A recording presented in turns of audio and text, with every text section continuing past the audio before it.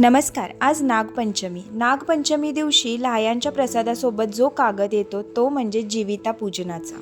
हा कागद जो आहे तो आज नागपंचमी दिवशी लावला जातो आणि दर शुक्रवारी याची पूजा केली जाते. आपल्या मुलांच्या आयुष्यासाठी, आरोग्यासाठी, भरभराटीसाठी आईने करायचं हे एक व्रत आहे.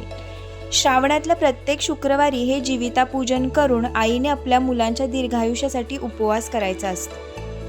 त्याचबरोबर शुक्रवारी तिने संजेला मुलगा असो किंवा मुलगी त्यांना ओवाळायचं.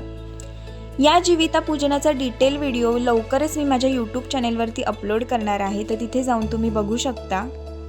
तर आजच्या दिवशी, नागपंचमीच्या दिवशी जीविता पूजनाचा जो कागद लावला जातो याचं महत्त्व तुम्हालाही माहीत होतं का हे कमेंट करून नक्की सांगा. आणि डिटेल व्हिडिओ पाहण्यासाठी यूट्यूब चॅनेलला सबस्क्राईब करा. भेटूया अशाच छानशा नेक्स्ट व्हिडिओमध्ये. तोपर्यंत बाय बाय.